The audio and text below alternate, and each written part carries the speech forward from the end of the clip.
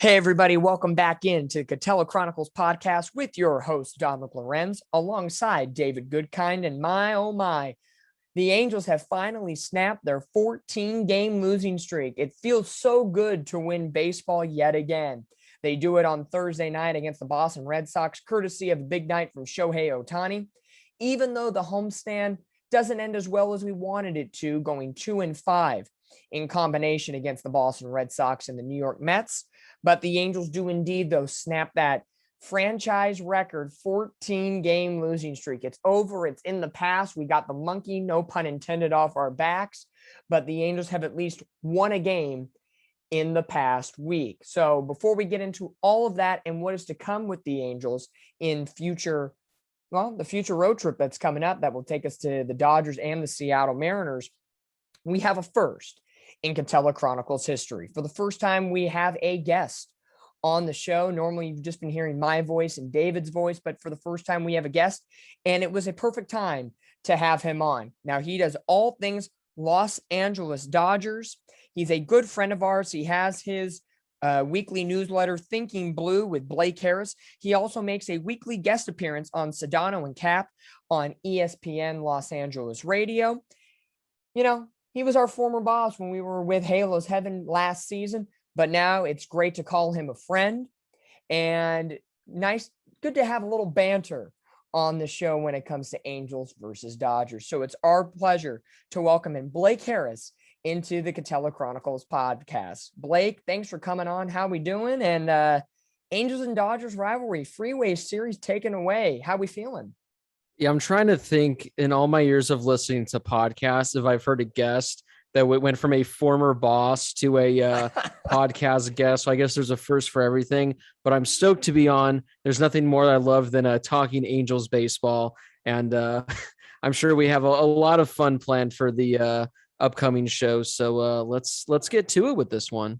Absolutely. And Dodger fans, if you're listening, have no fear. Blake is not completely turning his back on the Dodgers. He still loves his Dodgers, but for now, he does have a little sweet spot for the Angels here and there. And why not bring him in for a Freeway Series talk? We're going to get to the Angels Dodgers mini 2-game series at Dodger Stadium a little bit later in the show, but we're going to start off with the big news story. Actually, two big news stories. The first one is last Thursday, courtesy of Shohei Ohtani, the Angels snap a 14-game losing streak that was, in one word, unbearable. David, you and I talked about this last time, and when we recorded episode number 2, the Angels were on an 8-game losing streak. It added to 14. They finally snapped it. Ohtani, 7 terrific innings.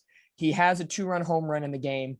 How do you feel now that the streak is over? And even though the Angels are very mediocre at best, how do you feel, at least to get, no pun intended, that monkey off our backs?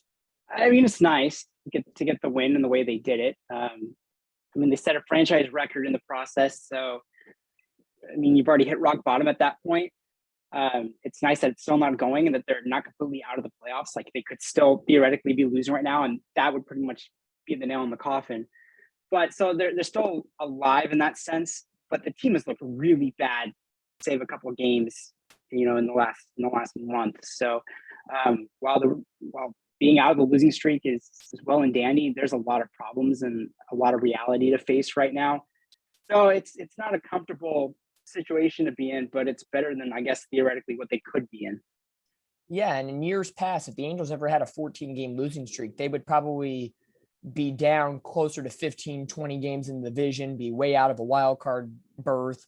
So a 14-8 April, a 13-15 month of May, and so far a 2-10 month of June has them at a 29-33 record, third in the American League West, 9 games back of Houston, 3.5 games back of a wild card berth, the third and final spot, which is right now occupied by the Boston Red Sox. So the Angels win 1 of 4 against the Red Sox, 1 of 3 against the Mets. I said last time, best case scenario, if they could split Boston and take 2 of 3 from the Mets. There was moments where the Angels could have done that. There was 2 winnable games against the Red Sox. I felt last night on Sunday Night Baseball was a winnable game against the Mets that went through the wayside. So the Angels have had opportunities. Again, it's the same old story for the Angels. 1 minute, the hitting's not there and the pitching's on point. And then, of course, the next night, vice versa. I know Blake has had that feeling with the Dodgers so far in recent games, and not to spoil anything for the Freeway talk, Dodgers have lost 9 of their last 13 games and only a half game above the San Diego Padres in the NL West.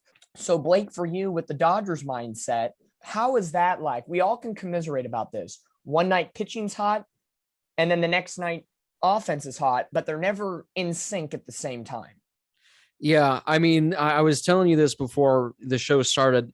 I'm not watching every inning of every Angels game, but as the losing streak was starting to pick up, I think mainly I started watching near the end of that Philadelphia series where it seems like, for the Dodgers, for the most part during their skid, it's kind of just been everything's been bad all at once. But what I've noticed with the Angels, like you mentioned, it seems like it's one or the other. It doesn't seem like they're just playing collectively bad baseball. They're just getting outplayed by the other team. It seems like every game I've watched, it's been either the bullpen is absolutely just imploded and let them down, or the offense absolutely is nowhere to be found, and the pitching's allowing like 1 run over the course of 9 innings. So yeah, again, small sample size compared to you guys, but from what I've seen, especially again this past week, it really is, perplexing because on some sides they've looked so good. Like I mentioned the other night, they allowed 1 run to the Red Sox over the course of 9 innings.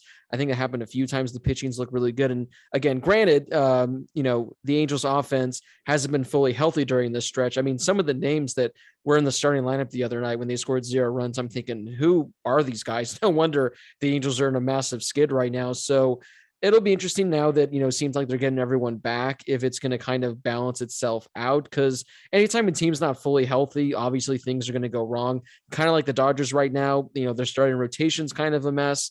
They're missing some key depth pieces, on their bench. So their offense is kind of taking a step back. So, it's that's the thing about baseball where you can be your worst, but you can still win games, or you can be at your best and you could still lose games.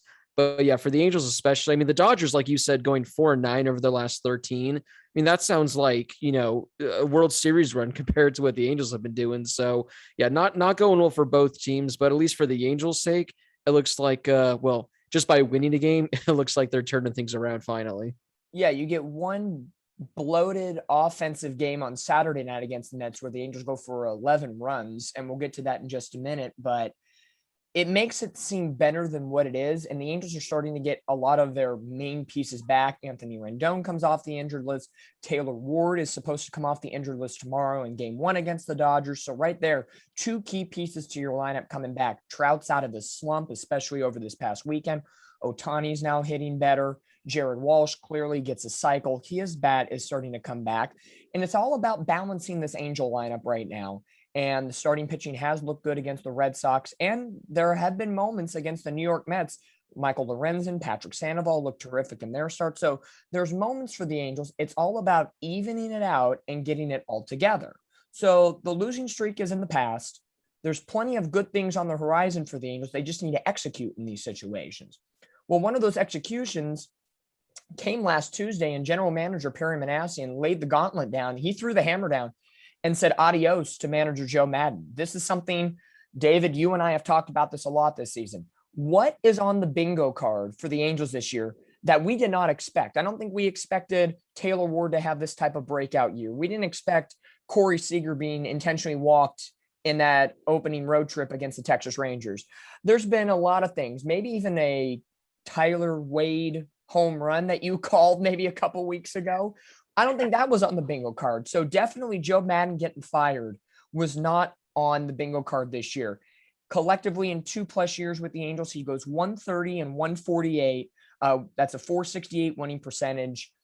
David, for you, thoughts and feelings on Joe Maddon being relieved of his coaching duties and Phil Nevin stepping in to be the new interim manager for the Angels? It's a rough situation all around. I mean, it's tough to blame Maddon for the last 3 years. I mean, you get the COVID season, Trout and Rendon pretty much missed an entire season, and now you have that 14-game losing streak, and injuries are starting to pile up. Even though I know they're coming back right now, but during the end of his tenure, he was playing with really broken rosters. I mean, everyone loves the guy. You'll never hear a bad thing about Joe Maddon. And as Angels fans, him coming up with the franchise to starting his coaching career and eventually winning World Series and then coming back, it was a fairy tale story. And to have this kind of ending, it just hurts for all parties. So, I teeter back and forth on whether or not it needed to be done. 14-game losing streak, the logic says, yeah, manager needs to go. Obviously, they need a new voice in the clubhouse. I don't think there's a right or wrong answer to this. It's just a really sticky, tough situation that I understand the viewpoint of all sides when it comes to what side of the debate you are, whether it deserves to get fired or, whether they should have toughed it out a little bit longer. So yeah, it's just a no fun situation. And Blake alluded to this earlier. During the Boston series, you saw some wonky lineups being put out at the time now by Phil Nevin, the new interim manager for the Angels.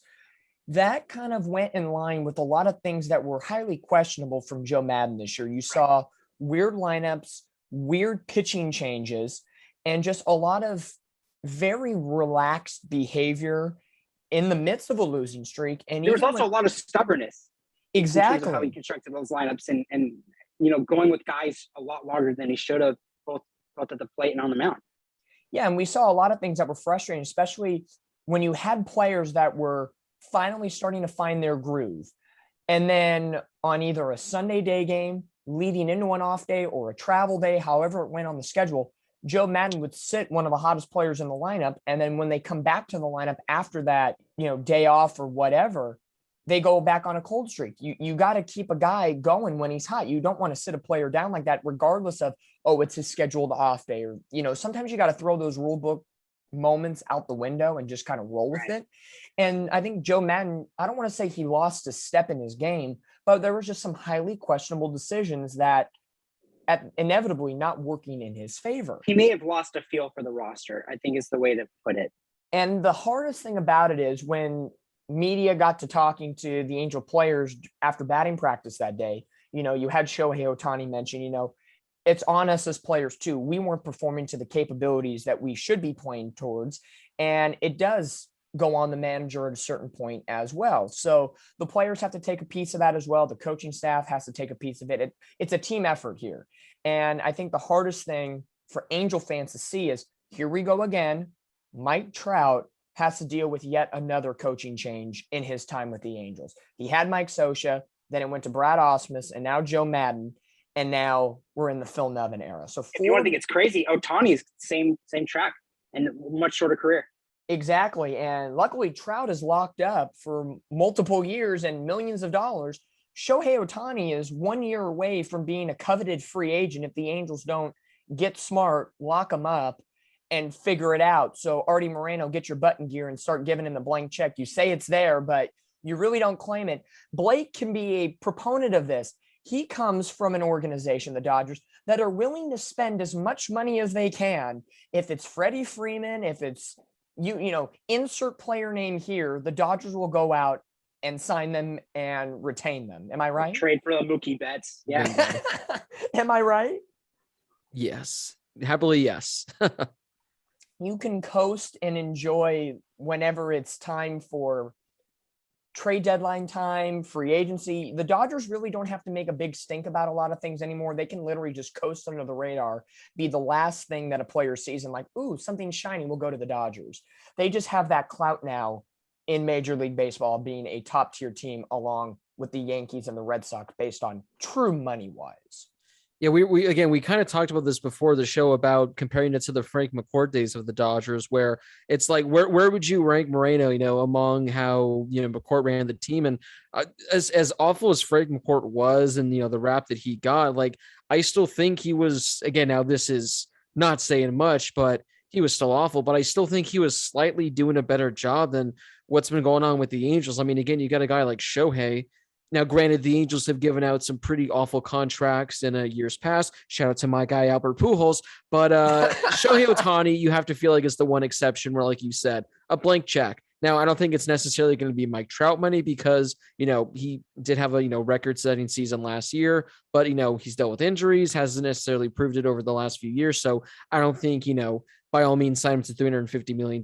But I would think 250 is like the bare minimum you got to offer him. And the fact that Shohei, I think from what I remember, he's like been asked about it and I forget how exactly he responded to it, but if there was a respectable offer there, I feel like there'd be more traction towards the deal. So my guess is they're either just not offering him a deal, or they're way, way, way underpaying what he should be getting?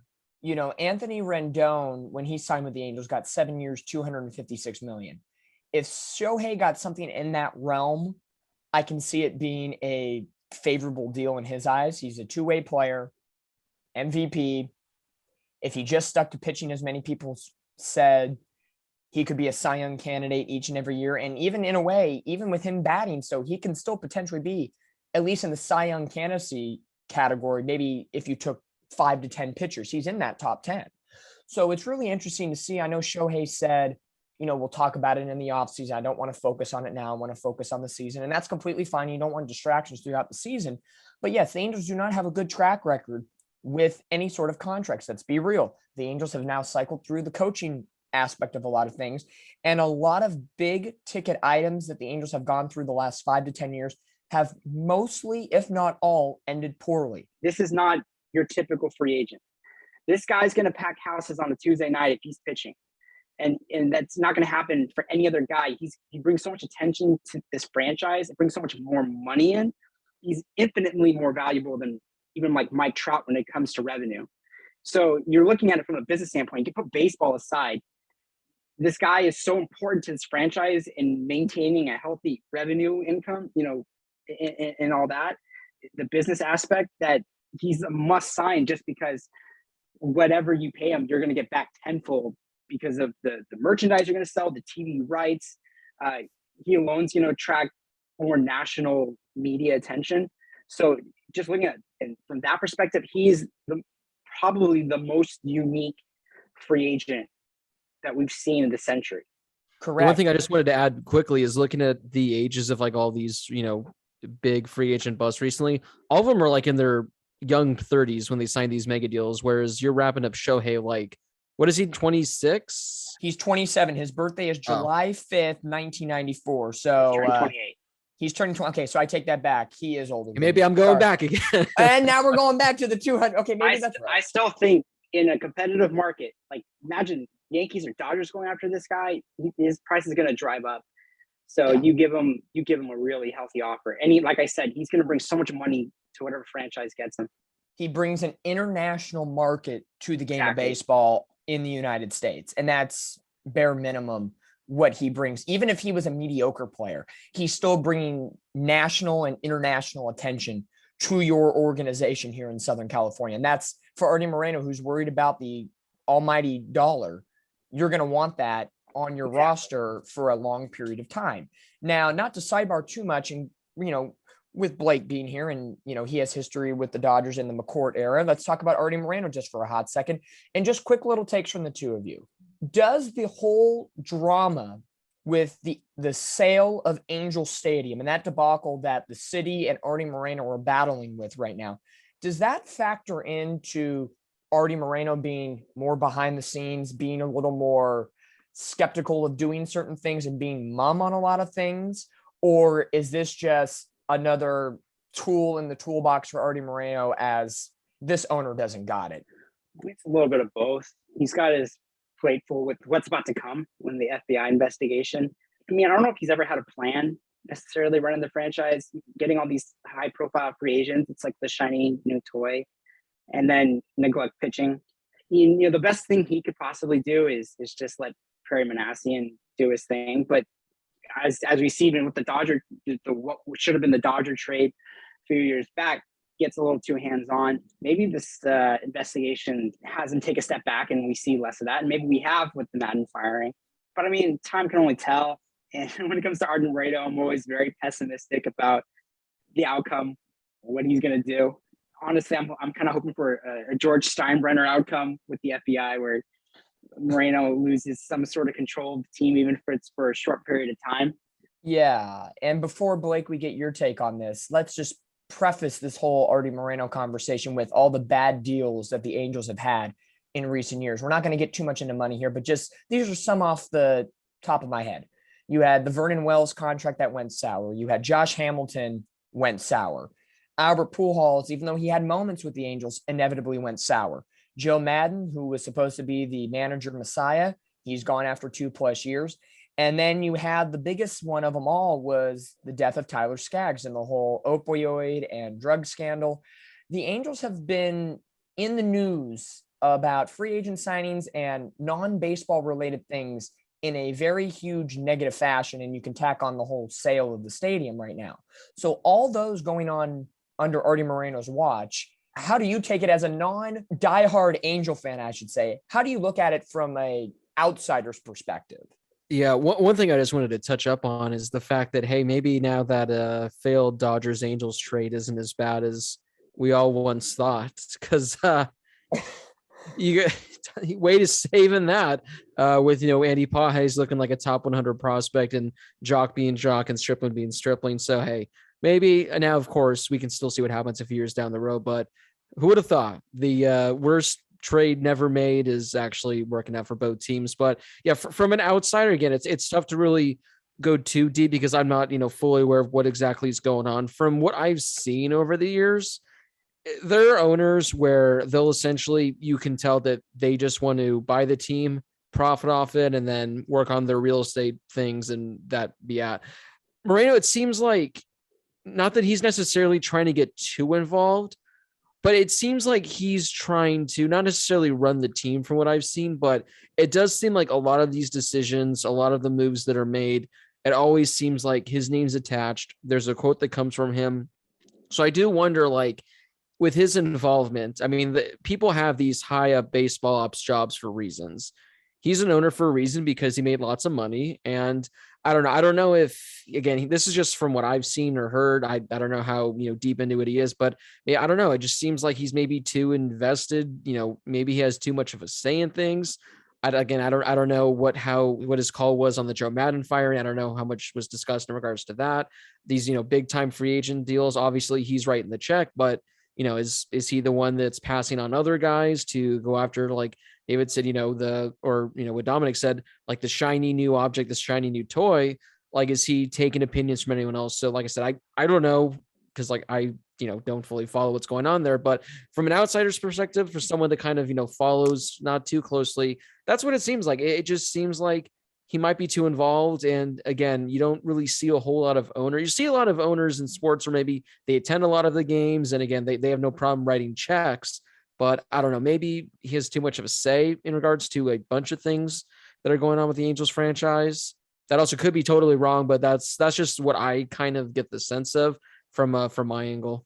It's interesting because Angel fans really don't know. I feel we all kind of feel in a way like outsiders because Arte Moreno says one thing and then he does another. He hasn't taken a press conference all season long. He hasn't spoken to the media.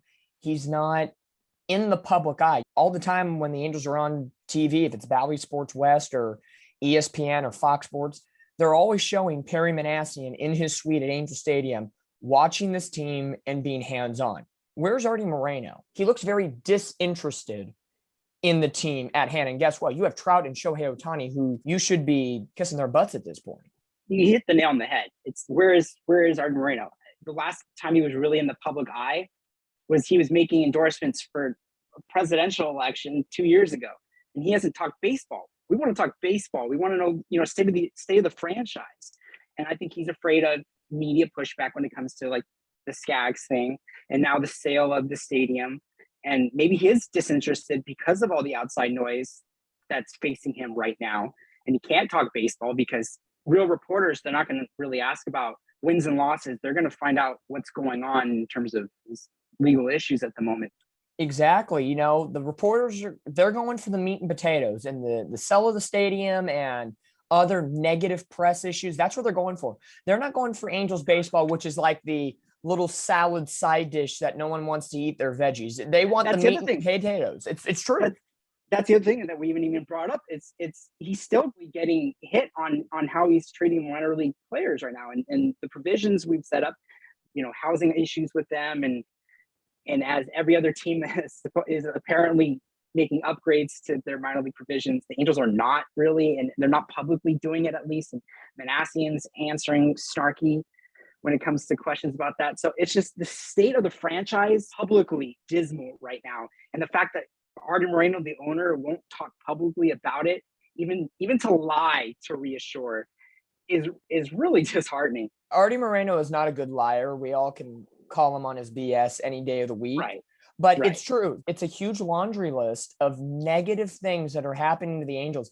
And most of the time, they don't relate to what's going on the field in present day right now. It's all external things that, like, for example, are out of Mike Trout's control. They're out of Shohei Ohtani's control. They're out of Syndergaard's control. It's not bad things like fighting in the clubhouse or anything. These are bigger issues that are going on. So Arte Moreno could be a podcast within itself and go through each bullet point of laundry list issues, but we'll cap the Moreno talk off right there for now until something else dramatically pops up. But before we get into some nagging issues with the Angels right now that are still happening, let's look at a few positive things from this homestand right now. We already mentioned one. Jared Walsh picks up the cycle Saturday night against the Mets. Single, double, triple homer. Congratulations to him. He is the 8th player, 9th overall cycle in Angels franchise history. Big thing number 2, Mike Trout's slump is over. He has a huge homestand. He goes 7 for 12 with 3 home runs and 6 runs batted in. And of course, Shohei Ohtani has a terrific homestand as well. A 7-inning performance in that game against the Red Sox that snapped the 14-game losing streak. He also had a 2-run home run in that game. And then he had 3 RBIs Saturday night against the Mets. David, out of those 3 things, I'm going to say all 3 are important. Which of the 3 is the most important in the Angels lineup to succeed? Trout's got to be Trout. If he's not going, there's too many weak spots in the lineup right now. I don't have confidence in them carrying him when he's slumping. So if Trout's Trout, you get that consistency that we've been preaching since day one. There's some consistency there, and you can build off that. So I think Trout doesn't have to be all world or an MVP level. He just has to be a good version of himself and consistent version of himself. And I think that makes a world of difference.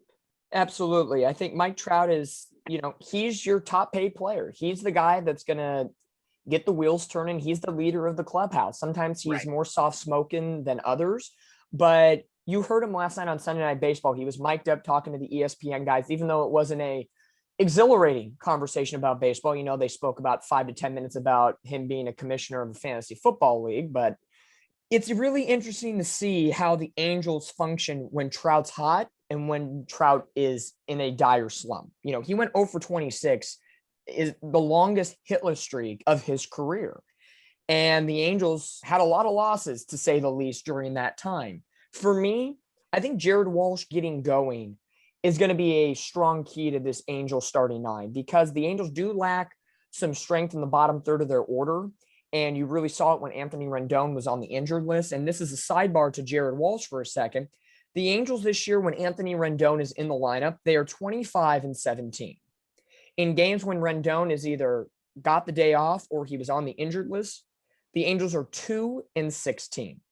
What that tells me is Anthony Rendon helps balance out this lineup and allows other batters like Trout, Walsh, Ohtani, and even some of the lower guys to see better pitches. Having a depth to your order is key.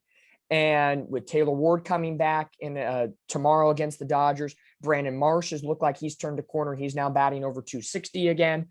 That lineup is now getting longer and giving more opportunities. And we saw that Saturday for Jared Walsh. When Jared Walsh gets going, we saw it last year. He was an all-star for a reason, not just defensively, but offensively as well. So I think Walsh can set the table for the Angels, not in the leadoff spot, but in that middle of the order, because if there's days where Ohtani and Trout go 0 for 3 or 0 for 4, Walsh can still be your back end security that can get the job done with an out, with 2 outs in an inning and runners on base. So I think having Jared Walsh a nice homestand offensively was a huge key for the Angels. And again, congratulations to Jared Walsh becoming the 9th Angel in franchise history to record a cycle. Now, time for the negativity of this homestand. 2-5 is not what you want to do on a 7-game homestand, especially against really strong teams in the American League and National League, respectively, with the Red Sox and the Mets. But this has now been an issue for 3+ weeks now. The back end of the Angels bullpen, Aaron Loup, Ryan Tepera, Tepera Iglesias, they all have a combined ERA over 4.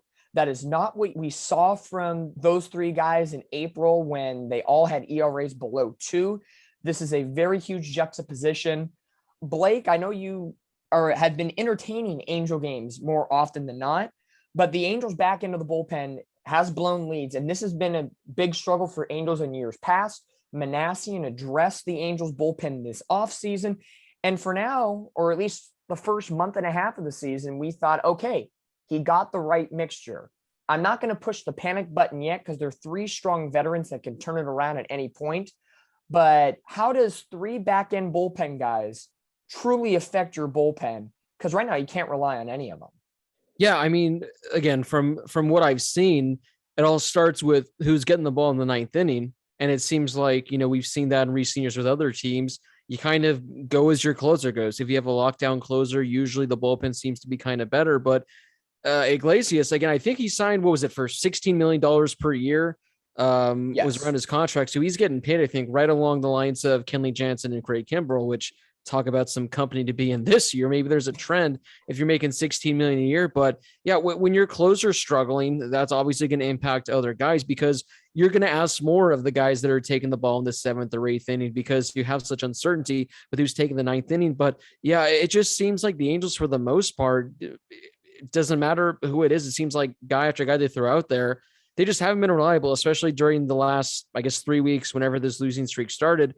Again, countless times that I've been watching the games, aside from the few recently where, again, they allow one run, it seems like guy after guy is just allowing hits, allowing base runners, allowing runs in, the eighth or ninth inning. I know I'm following along in our Slack group that we have, and it seems like every other day when you guys are talking during the game, it's a new guy. It's like a new guy that, is essentially blowing the leads. So it's not like, again, I'm not going to put all the blame on Iglesias, but as the closer, you shouldn't have an ERA. You shouldn't have, a whip, a FIP that he does, at this point in the season when you're getting paid like one of the best. But I do think, it has an impact on some of the other guys. And again, it's been rough for I know the Dodgers have had a pretty rough stretch in regards to the bullpen recently, but it's been bad. It's been bad for the Angels. And I don't know if, again, because of like the losing streak, maybe it's just a mental thing with a lot of these guys. But again, it seems like the Angels have been just going through a number of different names. It's like a revolving door. And it just seems like no one's able to get the job done. And it doesn't seem like there's one guy where, for a fact, these are 3 guaranteed outs that they're going to get. Like, even if it's not necessarily the closer, every bullpen, like especially the Dodgers, normally with like Trinan, he's a guy, he's not a closer, but he's a guy that he can get you 3 outs, and not having 1 or 2 of those guys is usually a recipe for disaster.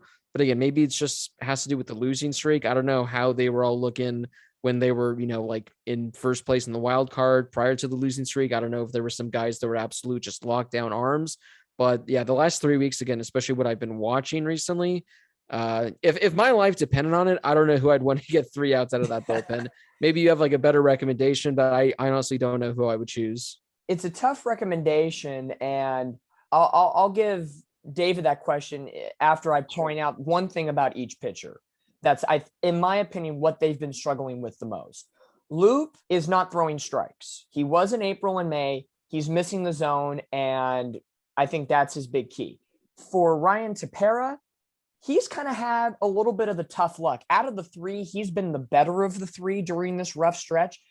But you saw in games against the Red Sox, very soft contact just going the Red Sox way. He did everything right, just unfortunate situation. And Raisel Iglesias, a lot of what he's given up recently has been in non-save situations and just, I got to throw him out there to work his arm. He went 9 days without pitching, during this 14-game losing streak. So it's tough to kind of come in really ice cold and go from there.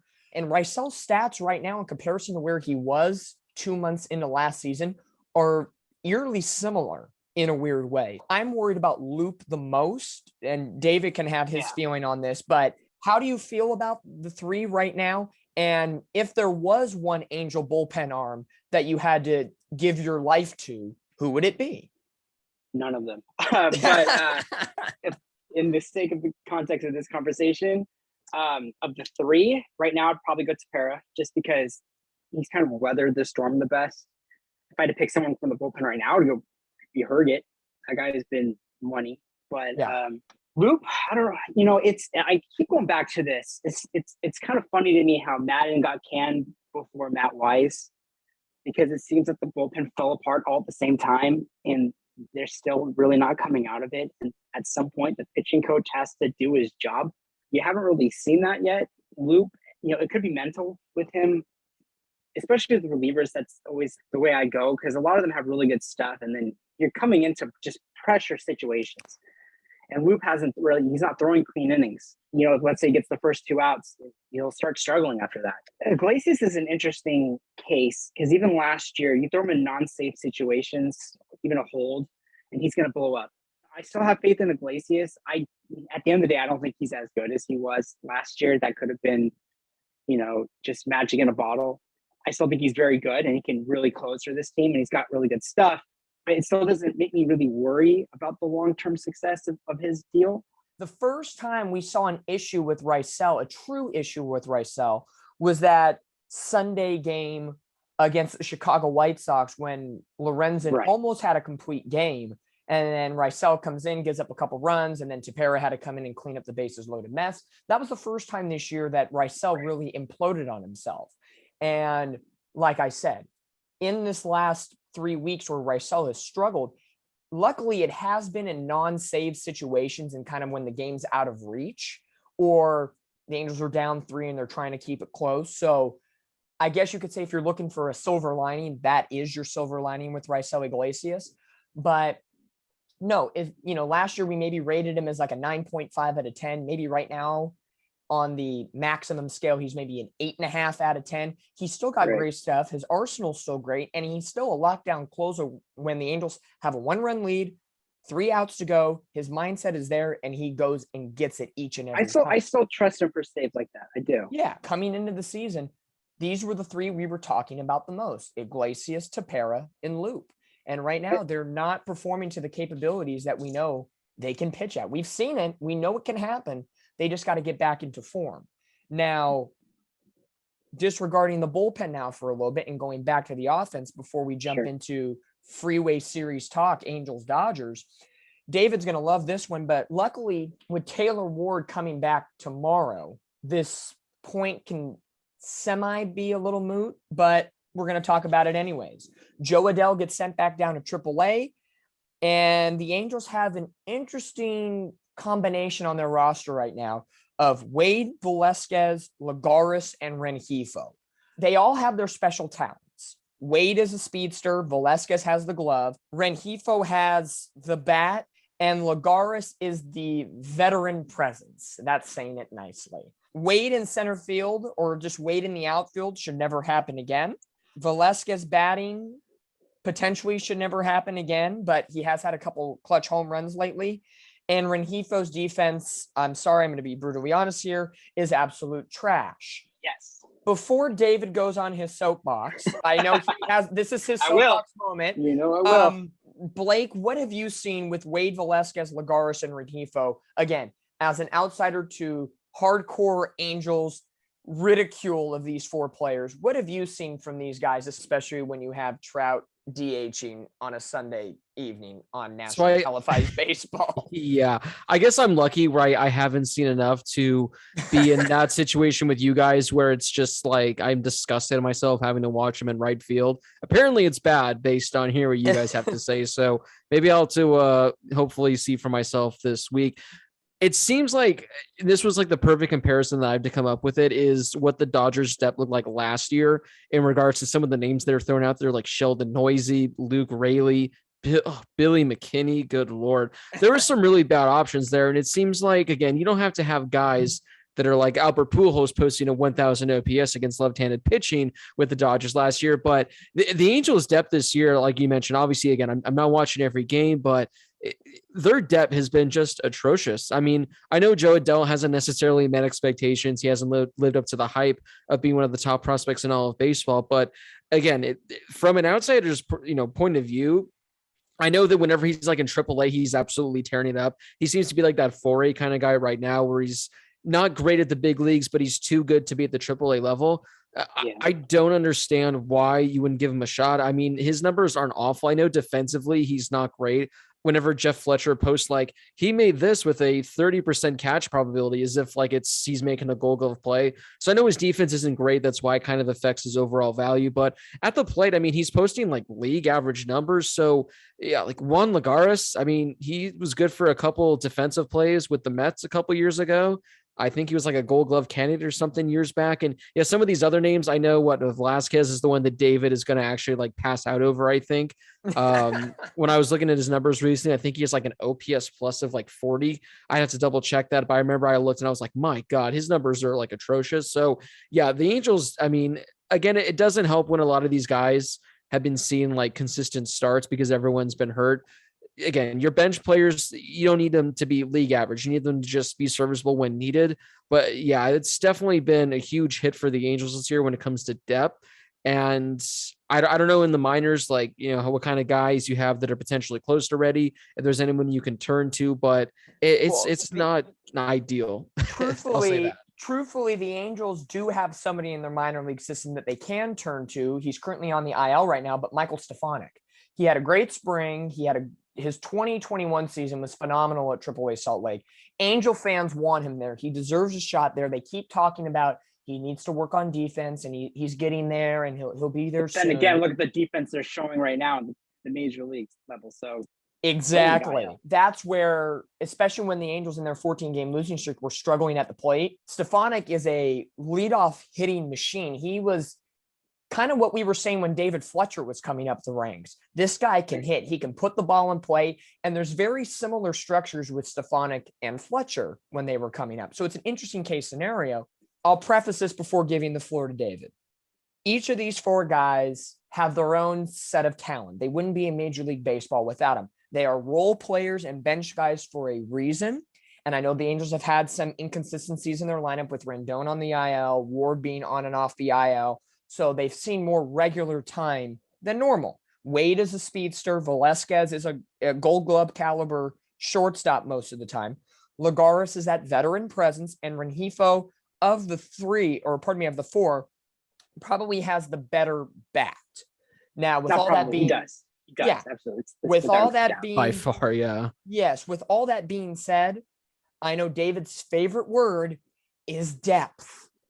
Yes. And David, take it away with why the Angels have a depth issue in their lineup or on their roster with these four guys.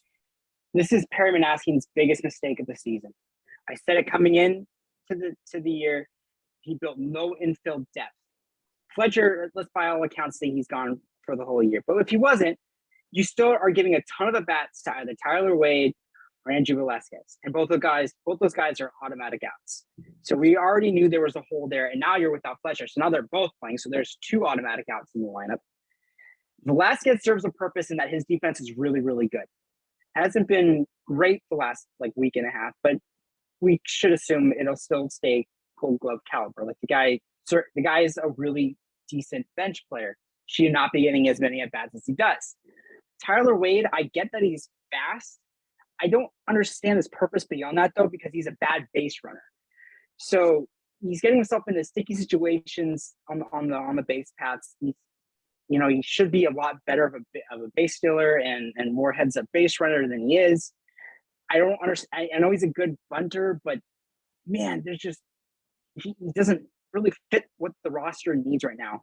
And the Rengifo can't get an out to save his life, but he can hit the ball fine. So it's just so problematic. And I said this before the season, one big injury, and they've had multiple, and we saw a 14-game losing streak happen after that.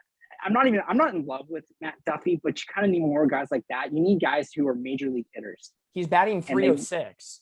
Right. And so you don't need an all-star, but you need depth available for these inevitable injuries, which when you're an Angels fan, it's like, well, if the team stays healthy, it's like, well, the team's not going to stay healthy because we're the Angels, and it's just not going to happen.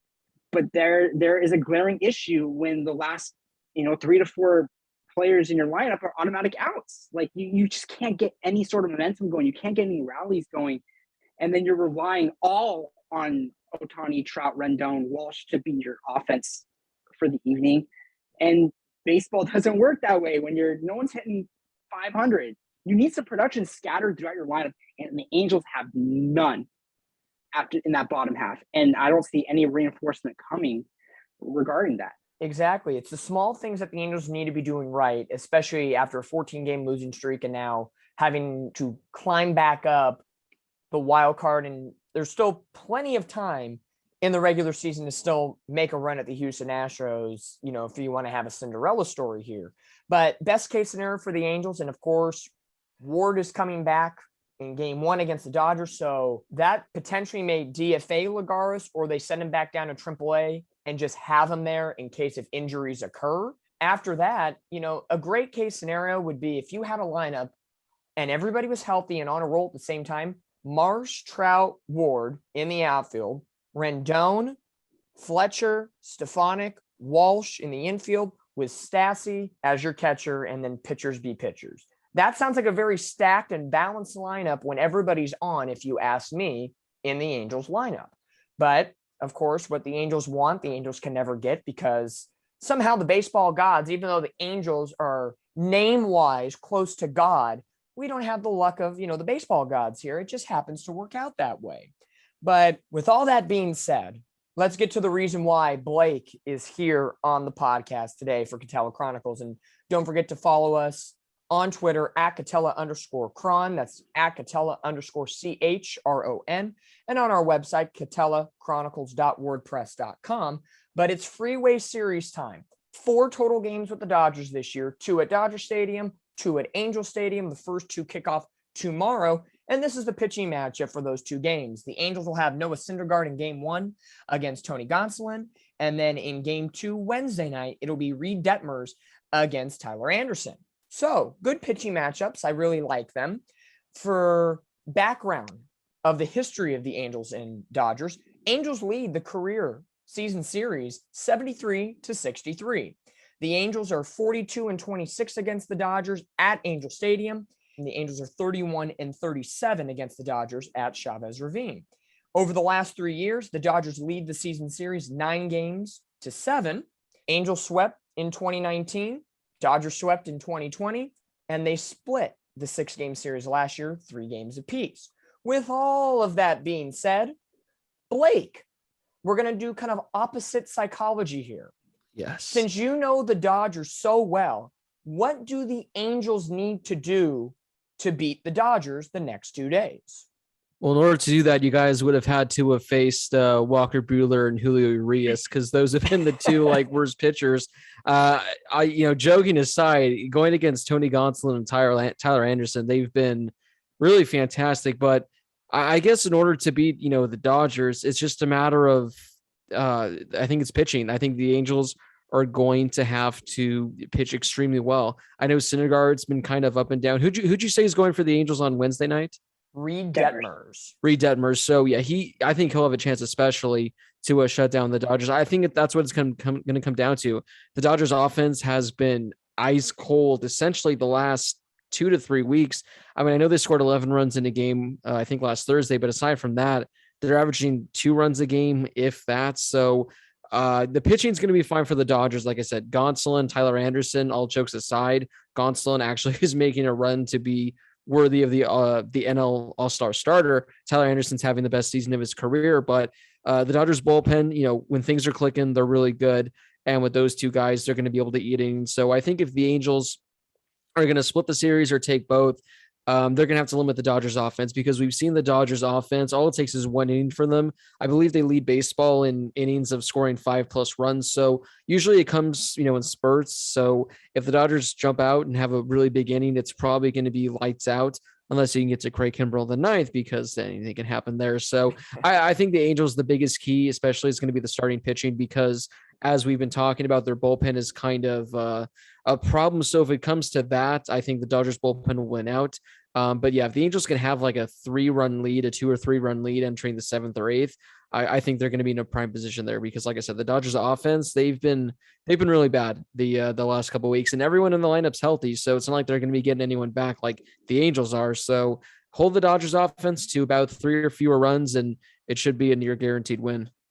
Another follow-up to that is, who would you say in the Dodgers starting lineup could be an X factor in these 2 games?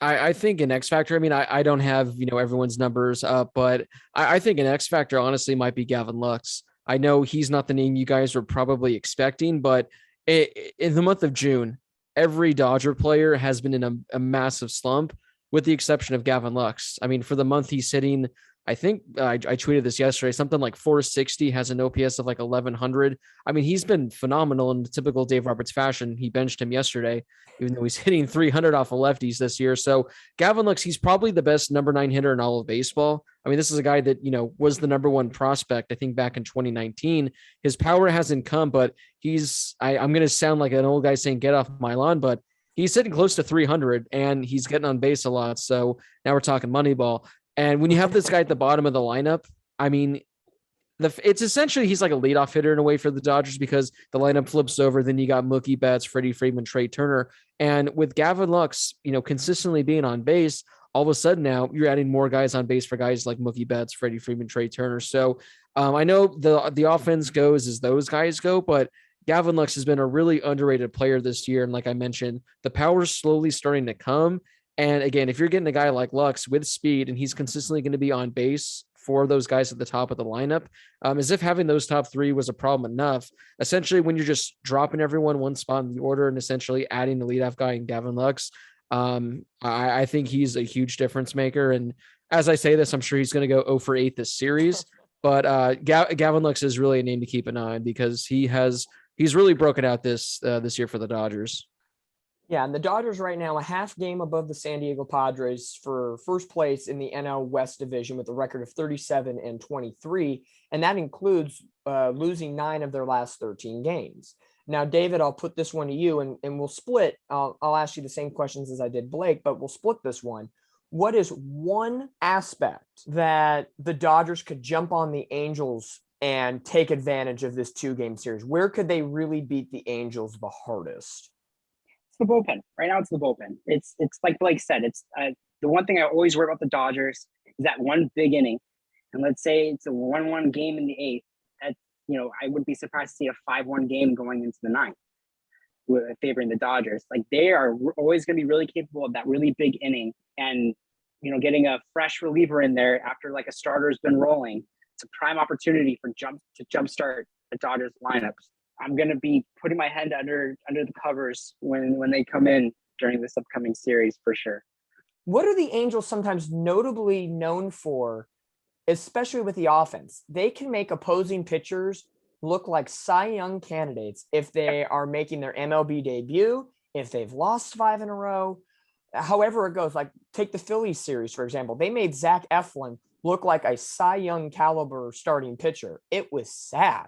Now, no offense to Gonsolin and Anderson, they both have had terrific seasons thus far.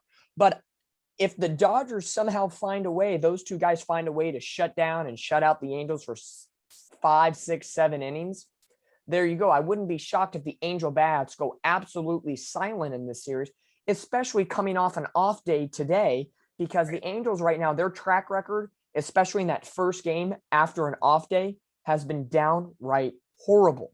I could see the Angels offense maybe having a flat tire in this series, and the pitching between Syndergaard and Detmers, and even the bullpen, may look all-star quality at this point. Now, Walker Buehler, who potentially we expected to see in this series if the rotation shaked out, or even Clayton Kershaw, both of them have been battling injuries this year, and Walker Buehler is the next victim for the Dodgers. 6 to 8 weeks, he is out with a flexor strain in his right elbow.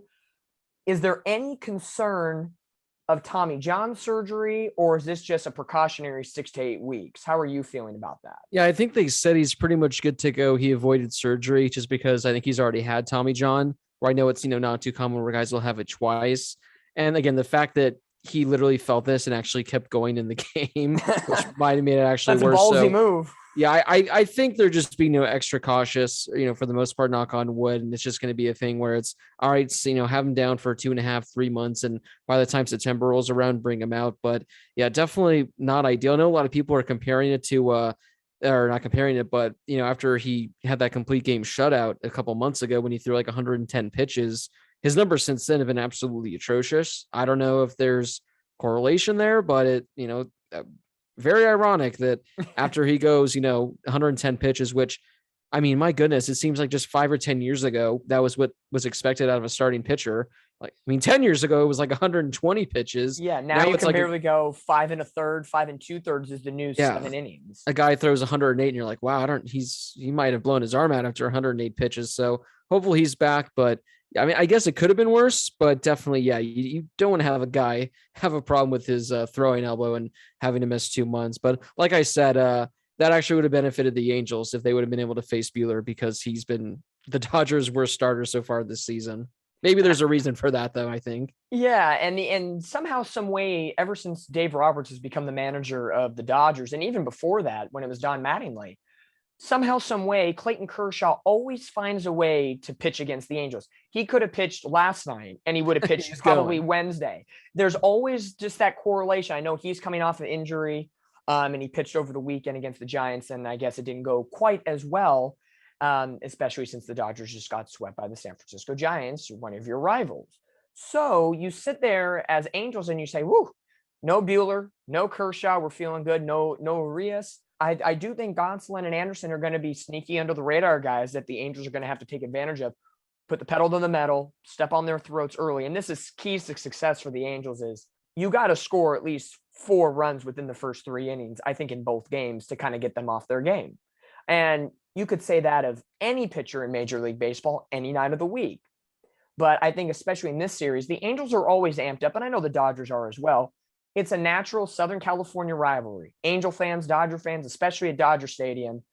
But the one person I looked up and down the Dodgers roster that I kind of turned my head and said, is this the season he's really having, is Justin Turner. I know he's always been a factor when the Angels and Dodgers play each other. Is there something off with Justin Turner this year? Because I saw he's only batting .213 right now. He's always a guy, I think, when you talked about Gavin Lux, and that's somebody we didn't expect you to say. We expected Freeman, Betts, Right. and Justin Turner. Out of those 3 marquee guys offensively for the Dodgers, why and how has Justin Turner been a non-factor for the Dodgers so far this season? Yeah, I mean, it's really weird because, I mean, for the most part, he's been one of the more consistent hitters in baseball since he pretty much came onto the scene with the Dodgers like 7 or 8 years ago. He had about a 1.5 week stretch where he was hitting the cover off the ball and he was fantastic. But if you take that 1 week out of the equation, I mean, I don't have an answer. I don't know if it's just father time has caught up to him, because even last year, I think he had a career high in home runs last year, still had a really high OPS.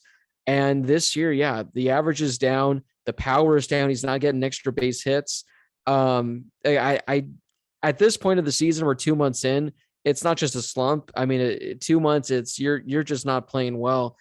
So like I said, I don't have a true answer, because I know it's not like, oh, he's just making a lot of hard outs. He's just been really unlucky. I don't think he's been unlucky. He's just not hitting the ball well. He's had some really bad at bats where he just will see 3 straight fastballs right down the middle and not swing. So like I said, I mean, he is, I think 36, 37. He's getting up there in age. And like I said, I don't want to say father time's caught up to him, but he is having the worst season, probably since his like Mets and Orioles days. Oof.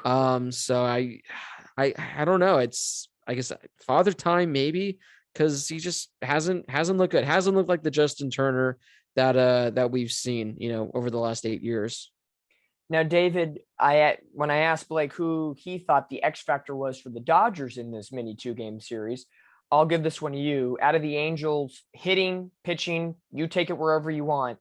Who is the one Angels player that you could see being an X factor in this 2-game series? I'm going to go with Anthony Rendon. During these, I guess slumps is the best way to put it. He's kind of been the factor to kind of lift them out. So I'm going to say Rendon just on a hunch. It's split between him or Walsh for me. I just feel like one of those 2 guys that if the Angels are going to win one or both of these games, it's going to have to be on some really nice performances from either of them. Yeah, I'm going to throw one name in the hat. Anybody could say this is probably predictable, but I think coming off the IL, Taylor Ward. He's had a great first month and a half to the season. He's had the hamstring injury and kind of getting slammed against the wall at Angel Stadium, trying to, making a catch. So kind of good moments and then just stopping him in his tracks. I think coming off the IL, giving yet another boost to this Angels lineup and lengthening it and giving it, what's the key word of the day? Depth to this Angel lineup. Depth or consistency, yeah. Depth or consistency, you take your pick. But I think he will provide extra depth to this Angel starting lineup for this series and beyond. So I think having him back will be a nice boost to the Angels lineup. And yeah, also to back up your point, taking away at bats from Wade and Lagarde is never a bad thing. Absolutely. And before we get to final thoughts and predictions for the Dodgers series, I'm just going to go forward thinking just a little bit. After the Angels finish up with the Dodgers, they go to the Pacific Northwest to take on their division rival Seattle Mariners. 5 games in 4 days. It includes a doubleheader on Saturday to make up for the first week of the season that we lost because of the lockout. It's the first time the Angels are going to be seeing the Seattle Mariners this year. And after they complete the Dodger series, 8 of their next 11 games will be against the Seattle Mariners. This has been a theme we've talked about from day one. The Angels, if they want to compete, if it's in the division or for the wild card, have to beat their divisional rivals. They've done an okay job of doing it so far this year. They're above 500 as of right now, but this is going to be an important time for them, especially 8 games against a big division team who had big hopes coming into the season. They started off weak. They've come on strong of late. And with the Angels' big losing streak, guess what? Houston's at the top. And now it's a dogfight for second place between the Rangers, the Angels, and the Mariners. And as we record this podcast right now, the Angels had enjoyed being in either first or second all season long. Guess what? They're in third place right now. So there is a battle to be had between the Rangers and the Mariners, probably this could be the wild card chase that we're talking about. And we're playing this now in the middle of June. So you've got to take advantage of facing your divisional opponents right now. My hope is 3 out of 5. We'll see what happens. That doubleheader is going to be a dog of the day in Seattle. Doubleheaders are always tough. The Angels split their doubleheader against Oakland earlier in the season. So I guess on a doubleheader, if you can split, that would be fantastic. But before we get to the end here of the Katella Chronicles podcast featuring Blake Harris today and all things Dodgers with the Freeway Series coming up, Game 1 tomorrow, or if you're listening to this podcast tomorrow, it will be today. Noah Syndergaard against Tony Gonsolin for Game 1. Game 2, Reed Detmers against Tyler Anderson. It's going to be fantastic pitching matchups. I really like to see their stars on both sides, Ohtani and Trout and Rendon, Freeman, Betts, and Turner. Both teams are coming into this series on losing trends. The Dodgers getting swept by the Giants, the Angels losing 2 of 3 to the Mets, and then previously 3 of 4 to the Boston Red Sox. But before we go, we got to have final predictions, at least for this 2-game series. I will go to our guest, Blake Harris. 2-game series, Angels-Dodgers. Give me what the series ends up being, who wins either game, or if it's a 2-game sweep, if it's a split, and who is the star of the series. Before I give my prediction, I'll give one final stat that I was able to find, and this is like a perfect balance of what I mentioned and what David mentioned. The Dodgers so far this season, when they trail after 6 innings, they are 1-18. So if the Angels have a lead going into the 7th inning, they are most likely going to win this game because the Dodgers have no clutch gene. I think they've come back from like 3 runs, maybe 3 or 4 times this season. So they have not met the Loup and Tepera Iglesias of the months of May and June. I was going to say, which then brings into David's point about how if the bullpen comes in, maybe that'll change. So the Dodgers, again, this year have 1 win when they're not like going into the 9th. This is after the 6th inning. So entering the 7th inning, they only have 1 win if they're losing at all. And like I said, I think their biggest comeback is like 4 runs or something like that, but that was a one-time thing. My guess is I think it's going to be a split. I think the Dodgers are going to win the game that Tony Gonsolin starts just because I really think he's been phenomenal this year. I'll give the Angels the edge in the game with Tyler Anderson, which I think is the Detmers game. I think it's Gonsolin, Syndergaard, and then Detmers versus Anderson. I have a feeling the Dodgers might actually go to town on Syndergaard for some reason. I wouldn't be shocked if Detmers there was like 6 innings of 1 or 2 run ball. So I'm going to give the edge there. And would you say like MVP of the series, or was like impact of the series? Impact, star of the show, whatever you want to call it. You're the guest. You'd make your pick. I'm gonna go with I said Gavin Lux earlier being like an under the radar maybe key piece. I'll go with Trey Turner. He's gonna go off after everyone was upset that he didn't sprint yesterday, and was really upset and caused a lot of drama in Dodger land. So I'll go with Trey Turner for that he'll get people talking about him again. All right, David, your turn. What do we think? I think a split as well. I'll reverse the games though. I think I'll say the Angels win the Syndergaard game and lose the Detmers game.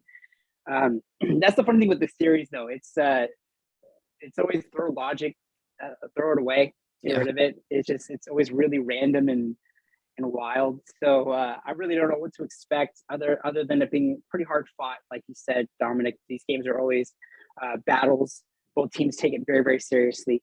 But I'm gonna say a split, and I'll say as a one random predictor, I think Ohtani is gonna knock in a home run. Thank God for the new universal DH and all that. So we get to see more of him at Dodger Stadium than we ever have, which will be really, really nice. I was going to say split coming into this podcast, but you both did it. So I'm going to throw logic out the window and just go on my dear, dear heart for my Angels. I'm going to say the Angels take both in this series. The reason I say that is because Syndergaard, he had a great start against the Red Sox, but he's back in the National League for this series at an NL Park.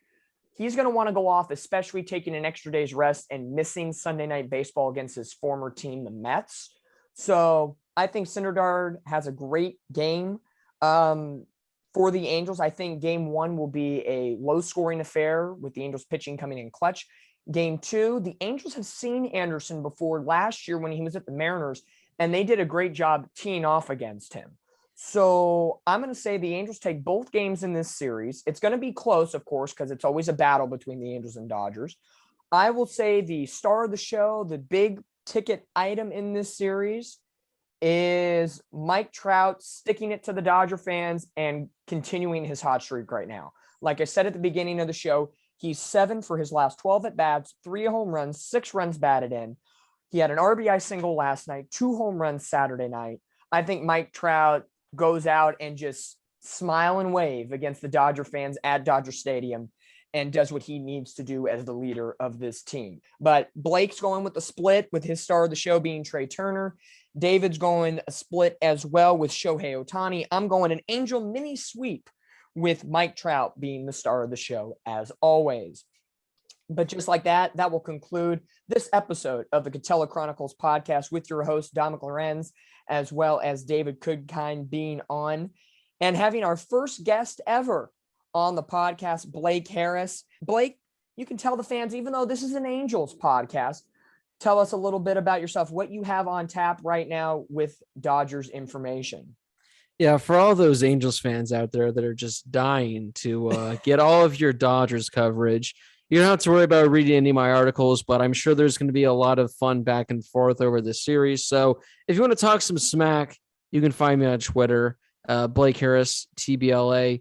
Unfortunately, that Twitter name, if that is changed, the verification badge is gone, so I'm still weighing my options on whether or not we want to lose that to part ways with it. We'll see what we can do. But yeah, hit me up on Twitter. You don't have to follow me. Just be in the mentions, and I'll make sure to find you because these next 2 games are going to be fun. Hopefully they're close games, and hopefully there could be some friendly and professional back and forth exchanges because I know that even to this day, people are still upset over a certain player, which again, I don't know why, but hey, you can't it's all good. You can't do much about it. You know, Blake, and not to throw out his followers around, but on his account, 35.1 thousand followers for the man, Blake Harris. So a very popular man on the Dodger side of things, but it's always a fun time having Blake on the show. We were all coworkers at one point back in the day. We won't speak of those people's names, but Hell not.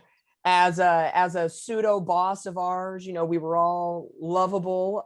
It's great to have him in as just a baseball friend to the show. We're Angels, he's Dodgers, but it's all in good fun.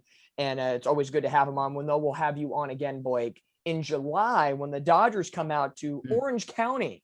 Yes, I said Orange County, not LA Angels. How beautiful. It is the Anaheim Angels of Orange County. That is our new name. Artie, make it happen. I want it. I love it. Especially with the new beach vibey City Connect jerseys that the Angels debuted over the weekend. But for now, I'm Dominick Lorenz. That's David Goodkind as long for the ride tonight, or at least this afternoon as we record this podcast with Blake Harris. Blake, thank you for coming on the show. We appreciate you giving some Dodgers insight, and we look forward to seeing you when we record again in July for when the Dodgers come into Angel Stadium.